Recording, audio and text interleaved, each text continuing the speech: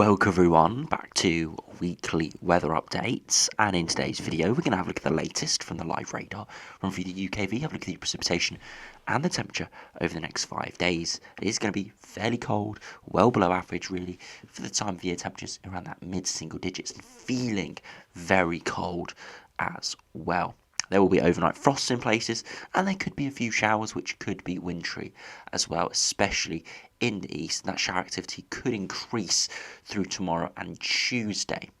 Now, as we head towards the end of the week, as we'll see on the UKV, it does start to turn drier and slightly milder, with higher pressure building in with a slightly milder air mass. However, as we head into next week, as we'll see in the GFS, GM, ECMWF and the Ensembles, we do start to see another cold air mass potentially come in from the north, but there is still a lot of uncertainty as to the extent of that cold air mass, how long it does stay over the top of us, and how severe it could be. And whether we see any wintriness associated with it.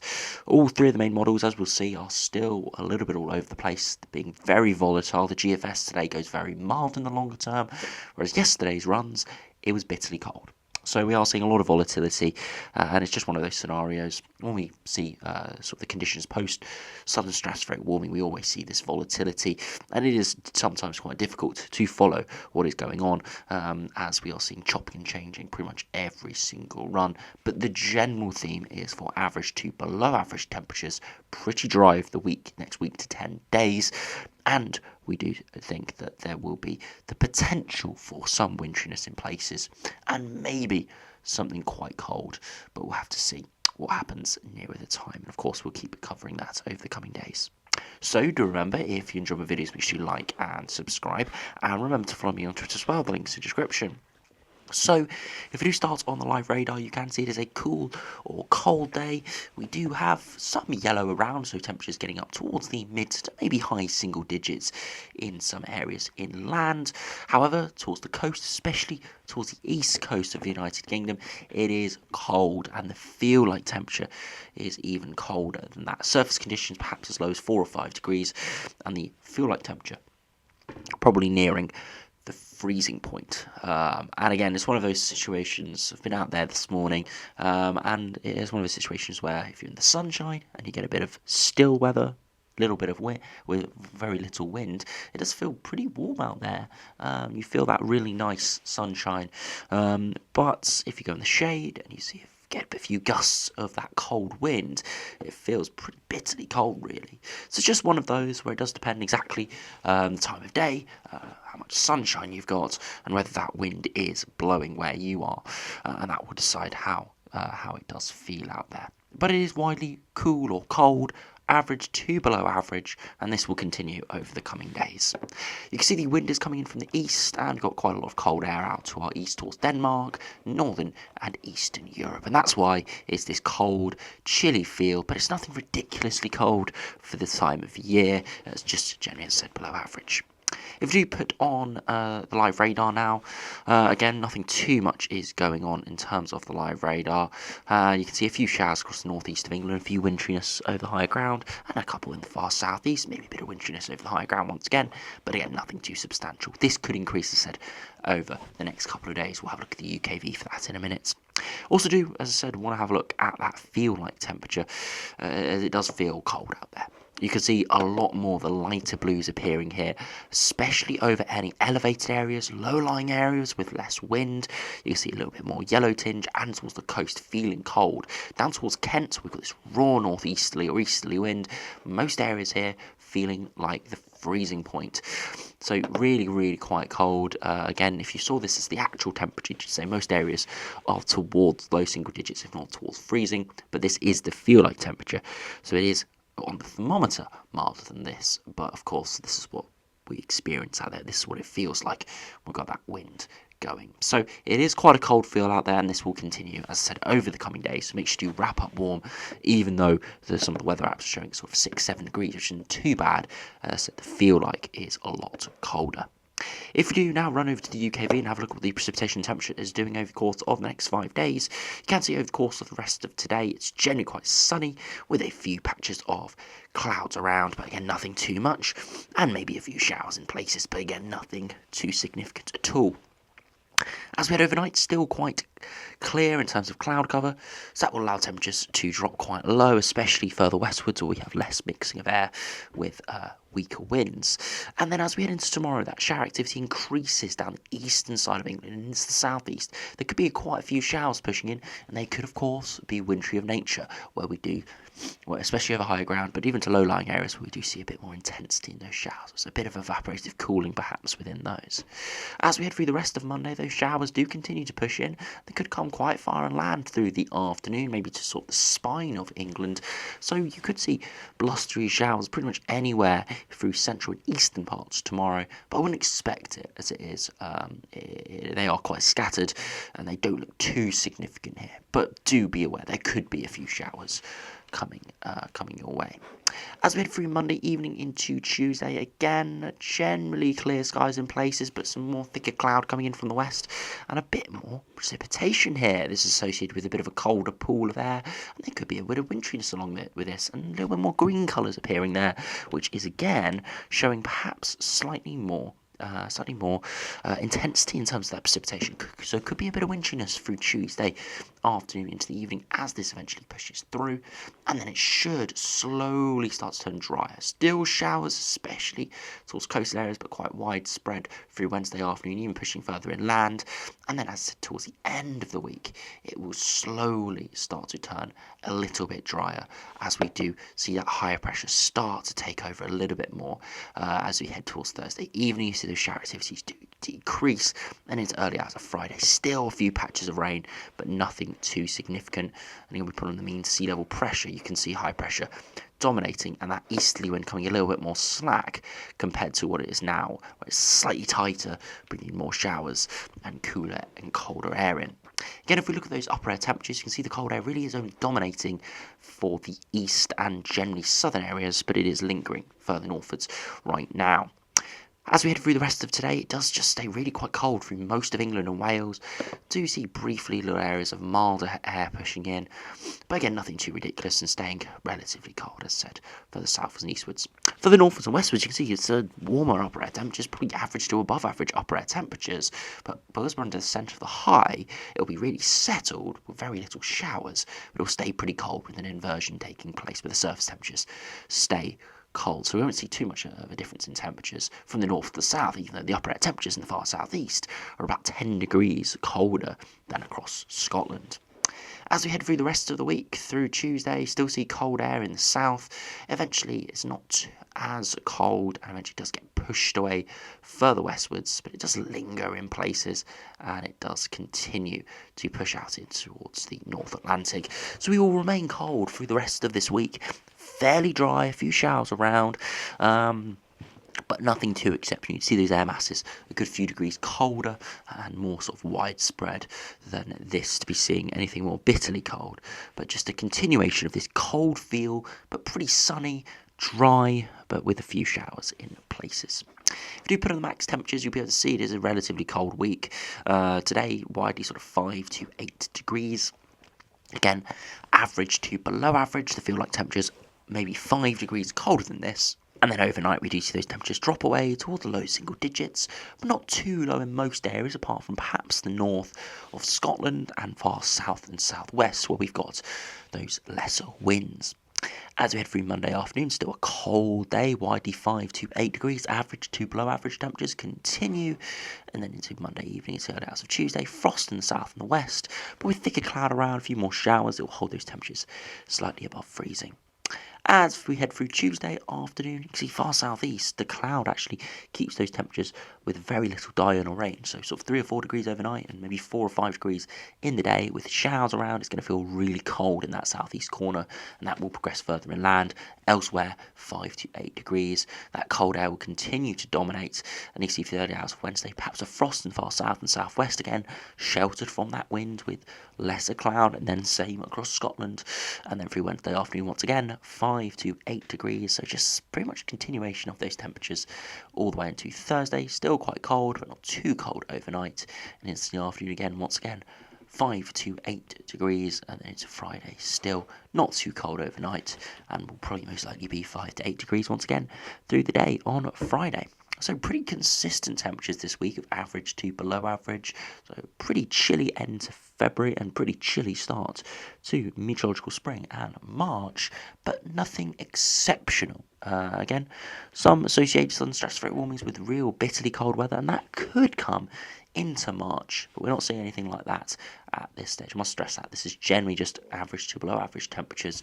It is just really quite cold because of that wind chill and the fact that it has been pretty mild the last couple of weeks. So do now have a look at the longer range, go to the GFS, see what that is showing over the coming days. Again, you can see the quite strong easterly winds pushing in, keeping us quite cold through the rest of this week. High pressure eventually tries to push northwards, and this is where we could see that northerly wind come in for next weekend.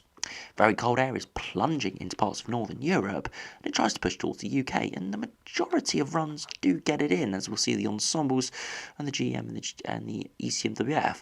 But the GFS, as I said, is very volatile at the moment, whereas yesterday it was pulling all this bitterly cold air towards the UK. Today that ridge is really weak, and look what happens. We just go into a flat westerly, seeing spring-like conditions for some in the far south, and all that blocking towards Greenland disintegrates. So it is quite a bizarre run. Again, I wouldn't sort of question it too much, but considering what we were seeing for the runs yesterday, and even the 6 o'clock run yesterday evening, this is complete switch, even at sort of day 8, day 9, day 10. So huge volatility. GFS is probably just having one of those like weeks where we do see it all over the place. It will eventually converge on a scenario, but at this stage, the GFS, it really is all over the place. Some runs are pretty eye candy for anything colder, other runs are just off the scale warmth and milder westerly flow. Even though that looks a possibility, it doesn't look the sort of likely scenario at this stage. It is very weird how the GFS continues to be all over the place. Again, I know a lot of people mock the GFS because it does do this quite a bit. Quite entertaining to have a look at, but at the same time it is frustrating when we can't really get a clear signal from this model with it chopping and changing every 6 hours. If we do look at the GM, see how that does compare. Again, easterly winds over the coming days, pretty consistent to the GFS all the way towards the weekend. And then we see that northerly wind come in, and that blocking is a lot stronger towards Greenland, and the low pressure in the Atlantic is a lot weaker. We do pull in that colder air, and we do see the lows trying to slide into that cold air. This could be a scenario where we see a bit of a battleground between cold air coming out of Scandinavia and Svalbard and Greenland, and milder air coming off of the Atlantic. Here, the dividing line is pretty much through northern England and Scotland.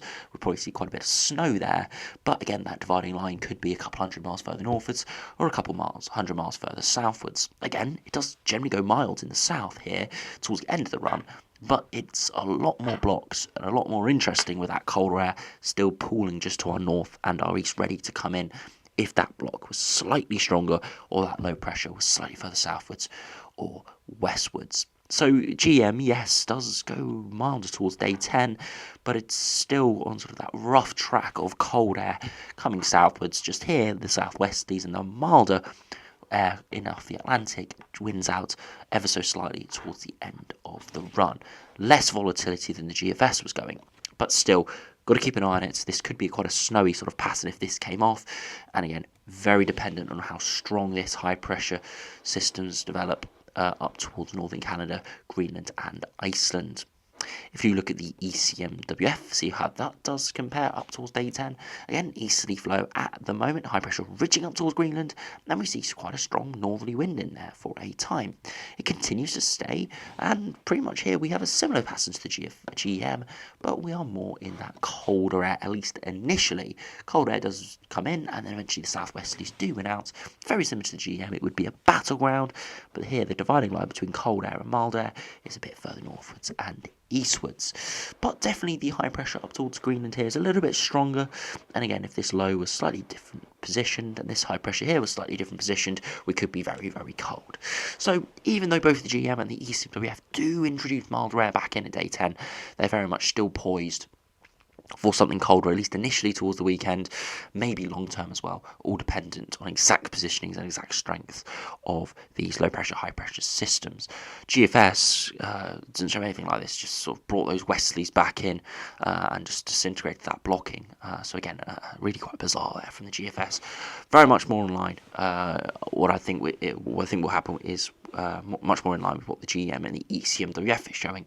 Just again, don't know which way it's going to go, whether it's just going to be in the middle in regards to that colder air coming from the northeast and milder air coming from the southwest. We do finish by looking at the ensembles. You can see they are still pretty much all over the place. Cold over the next sort of 3 or 4 5 days.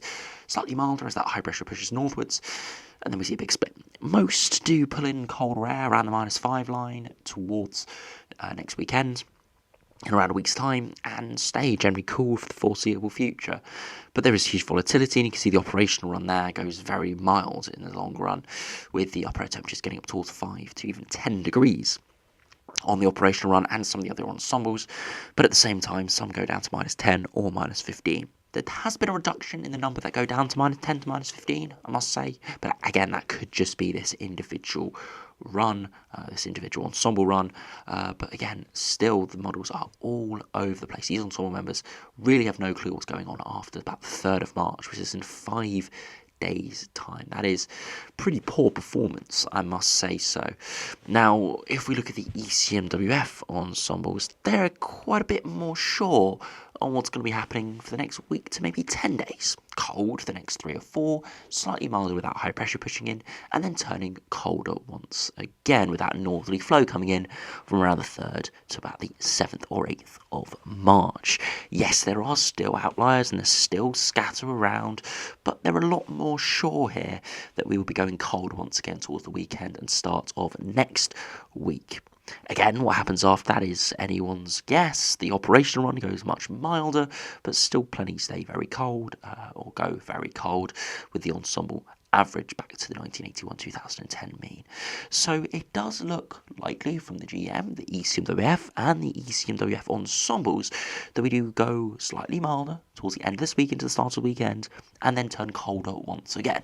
We might not see any too many differences at the surface, but definitely at the upper levels we will be going slightly milder before turning colder again. That's what those models are indicating. The GFS and the GFS ensembles are all over the place with no real certainty at this stage. I'm sure they will sort of concentrate on the pattern very soon, but it's very similar to when we had that sort of failed easterly wind a few weeks ago, where the GFS was very much on board with that, and its ensemble members were, but all other models weren't, before it eventually did just completely flip in about 24 hours or so.